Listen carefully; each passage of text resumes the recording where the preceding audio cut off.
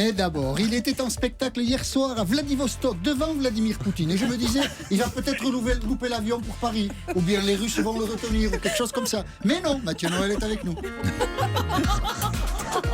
Jean-Michel raconte n'importe quoi. Mais pas du tout. Qu'est-ce que vous lui avez donné ce matin, Maxime? Il est dans son état. Mathieu, Oui. vous n'êtes jamais tendre avec nous, Non. mais aujourd'hui vous êtes d'autant plus remonté quand vous savez perdre de l'argent. Effectivement, Maxime, C'est encore et ça. une somme importante. Que 8 millions d'euros. Oui, peut-être que pour vous c'est pas grand-chose, mais pour moi 8 millions c'est pas négligeable.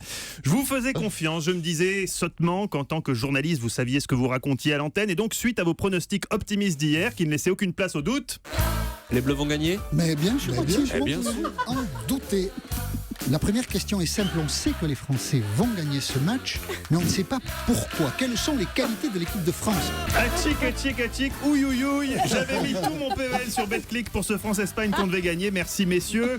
Pour la Coupe du Monde de rugby, vous avez un autre pronostic foireux les gars, comme Europe 1 est partenaire, j'imagine que vous allez me dire que la France va gagner. Ben oui. Ah bah tiens, Oui. donc avant de parier, écoutez bien RMC. Au programme aujourd'hui, le drame du micro qui reste ouvert en plein sujet sur la mort tragique d'un légionnaire. Oui, le président a d'ailleurs relu ce matin l'effroyable compte-rendu de cette journée fait par le juge d'instruction. Nous sommes en mai 2008, le deuxième REP. Ah, oups. Les défis idiots de Maxime Switek que ses potes obligent à placer des contrepétries douteuses en plein journal sérieux. Le trou de la sécu toujours plus profond. Ne réalisant pas que si Fabien Damias s'en rend compte, il va foutre ce pauvre Maxou au flash de nuit, on ne le verra plus jamais. Nous évoquerons également l'inquiétante dérive psychologique de Jean-Michel Apathy qui chaque jour s'enfonce un peu plus dans ce monde imaginaire qu'il s'est créé de toutes pièces. Monde imaginaire où les plus hauts responsables politiques non seulement écoutent Europe Midi, mais appellent spontanément le 39-21.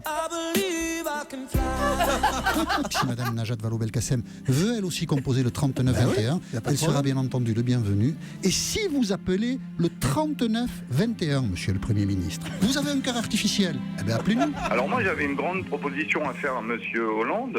Plutôt Allez-y, que de nous nous écoute baisser... peut-être. Faut y croire, Mathieu, il faut y oui. croire. Ah, Tout comme Barack Obama ne loupe aucune chronique de Diane Chenouda. ça, je suis moins sûr. Olivier, un commentaire à ce stade? Chaque légume individuellement doit être revenu dans l'huile d'olive. Merci Olivier. Autre point délicat qu'on a déjà abordé plusieurs fois en conférence de rédaction, l'ouverture des journaux. Il faut, Jean-Michel, appâter le chaland. Trouver une accroche percutante pour captiver l'auditeur si vous démarrez par... Si vous aimez le poisson, écoutez bien le journal. On va jamais y arriver, Jean-Michel. Déjà, statistiquement, peu de gens aiment le poisson. Et même pour ceux qui aiment ça, quand on sait qu'en ce moment, il y a la Syrie, les migrants et la Coupe du Monde de rugby, à côté, en ouverture de canard, le poisson fait pas le figure. À part 3 types par un giste, tout le monde bascule sur RTL. J'ai bien noté, en revanche, que vous avez fait des efforts encourageants en ce qui concerne la dramatisation de l'info. Nicolas Escoulan, le directeur de la rédaction, vous avez dit, Jean-Michel, aujourd'hui, la mode en journalisme, c'est le storytelling. Quand tu donnes une info sur n'importe quoi, même sur un concert d'Aznavour, faut la vendre comme un film d'action. Le problème, c'est que vous l'avez peut-être pris un peu trop au pied de la lettre. Prénom, Charles. Nom, Aznavour. Mission, chanter ce soir au Palais des Sports à Paris. Voilà, bon, il y a de l'idée, Bruno Kras vous le dira, mais attention tout de même à ne pas en faire trop, vous connaissez l'adage. À trop en faire, on court parfois à sa perte. Oscar Wilde. Non, Bruno Mazur. On embrasse, où qu'il soit. Belle semaine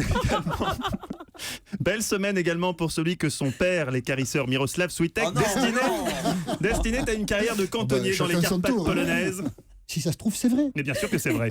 Maxime qui a su déjouer le funeste déterminisme qui le promettait à ce rustique destin forestier pour devenir une des figures de proue de la rédaction d'Europe 1 où aujourd'hui unanimement... Tout le monde semble s'interroger sur son utilité. Oui, bref, un beau parcours pour ce garçon. Ce garçon aussi à l'aise avec les mots qu'une anguille avec un savon dans une usine de lubrifiant. Maxime qui ces derniers jours a buté sur à peu près un mot sur deux pendant que Jean-Michel lui s'en mêlait aussi les pinceaux. Semaine compliquée pour Tic et Tac. C'est 367 là. C'est ce que vous avez constaté, Gwendoline de Bono. Quels sont vos bons conseils du jour? Je vais y arriver. Olivier de Rinxin. Mais je n'y arrive pas. Et le météorologiste, c'est dur à dire. Je savais que j'allais patiner. On mange trop de poissons, ça correspond à ce que vous observez sur le terrain, Monsieur Donard? On mange trop de poissons, bien évidemment On que pêche non. trop de poissons. Ah, on pêche, excusez-moi, donc la communication n'était pas très bonne. Non, c'est moi qui dis on mange, mais je voulais dire on pêche. Voilà. Jean-Michel, je vous voyais réagir pendant le magnéto, vous vouliez me dire quelque chose? Connard, salaud. Bien. Alors avant de vous quitter, juste une petite dernière chose. Quand on n'a pas d'auditeur au standard pour le sketch du 39-21 là, comme mercredi, et qu'on est obligé de demander à Eva Rock d'appeler sous un faux nom, ne pas lui laisser le choix du nom, sinon on est grillé. Alors écoutez Eric, Belinda est avec nous. Bonjour Belinda. C'était grillé. Donc, vous avez bien écouté Belinda. On va bien écouter Belinda à l'instant, d'ailleurs ce tweet de Magnolia Forever, Europe Midi, la plus belle surprise de cette rentrée radio. Voilà les amis, je vous laisse continuer sur cette lancée, on tient le bon bout. Merci Maxime. Il vous en prie. Merci Jean-Michel, quelques chiffres pour finir. 15, 16, 17, 18, 19, 20. Merci beaucoup. Vive Europe Midi, vive Europe 1. Et vive la France. Ça va sans dire. Joël dans Europe Midi. Merci Mathieu.